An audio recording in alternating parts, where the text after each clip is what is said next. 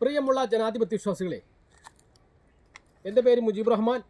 ഞാൻ ഏറനാട് മണ്ഡലത്തിൽ നിന്നും സ്വതന്ത്ര സ്ഥാനാർത്ഥിയായി മത്സരിക്കുന്നു. എൻ്റെ ചിഹ്നം ജനലാണ്.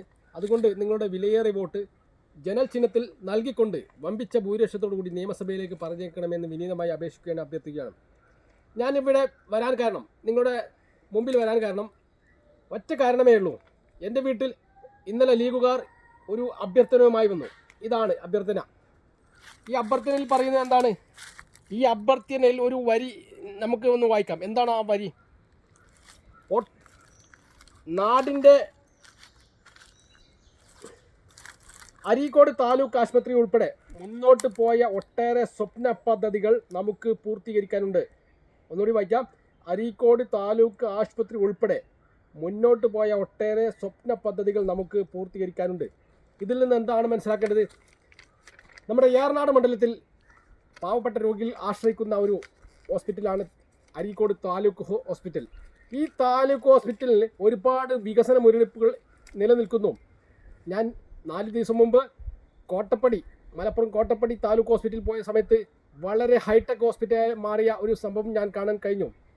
എന്തുകൊണ്ട് 15 വർഷം തുടർച്ചയായിട്ട് ഇവിടെ നിന്ന് മത്സരിച്ച് ജയിച്ചു പോകുന്ന PK ബഷീറിൻ്റെ മണ്ഡലമായ ഏറനാടിൽ ഈ അരീക്കോട് എന്ന വൻ പട്ടണത്തിൽ ഒരു താലൂക്ക് ഹോസ്പിറ്റൽ ഹൈടെക് ആക്കാൻ കഴിഞ്ഞില്ല? അത് വളരെ ചിന്തിക്കേണ്ട ഒരു വസ്തുതയാണ്. 916 കോടിയുടെ വികസനങ്ങൾ 5 വർഷം കൊണ്ട് പൂർത്തീകരിച്ചു എന്ന് പറയുന്നു, കൊട്ടിഘോഷിക്കുന്നു. യഥാർത്ഥത്തിൽ 916 എന്ന് കേൾക്കുന്ന സമയത്ത് അത് സ്വർണത്തിൻ്റെ പരിശുദ്ധി അളക്കുന്ന ഒരു വസ്തുതയാണ് 916. ഈ 916 കോടി രൂപ എവിടെയാണ് ചിലവഴിച്ചത്? അതും കൂടി നിങ്ങൾ പറയണം. അല്ലാതെ 916 കോടി ഞങ്ങൾ ചിലവഴിച്ചു എന്ന് കൊട്ടിഘോഷിക്കുകയല്ല വേണ്ടത്.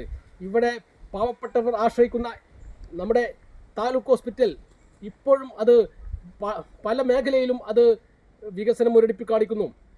യഥാർത്ഥത്തിൽ അത് ഈ 15 വർഷം കൊണ്ട് PK ബഷീർ ഭരിച്ച 15 വർഷ കാലയളവിൽ ആ താലൂക്ക് ഹോസ്പിറ്റൽ നമ്മുടെ വലിയ ഹോസ്പിറ്റലോട് കിടപിടിക്കുന്ന രീതിയിൽ ഹൈടെക് ആക്കാമായിരുന്നു. എന്തുകൊണ്ട് ആക്കിയിട്ടില്ല? എവിടെയാണ് ഇവർ ഈ പണം ചെലവഴിച്ചതെന്നും കൂടി ഓർക്കേണ്ടതുണ്ട്. അതുകൊണ്ട് ഈ വികസന മുരടിപ്പിൽ ഓരോന്നായി ജനങ്ങളുടെ മധ്യത്തിൽ ഇവിടെ തുറന്നു കാണാൻ പോവുകയാണ്. ഏറ്റവും ഇമ്പോർട്ടൻ്റായി നമ്മുടെ നാടിന് വേണ്ടി ഒരു താലൂക്കിൻ്റെ അടിസ്ഥാനത്തിൽ താലൂക്ക് ഹോസ്പിറ്റലാണ് വേണ്ടത്. ജനങ്ങളുടെ ആരോഗ്യമാണ് മുൻഗണന കൊടുക്കേണ്ടത്.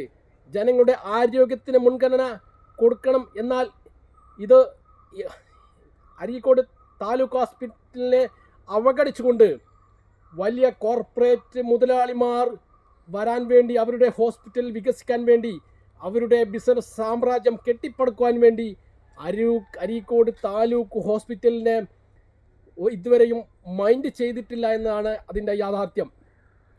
അതുകൊണ്ട് ഈ അവഗണന ഇനി എത്ര നാൾ തുടരും?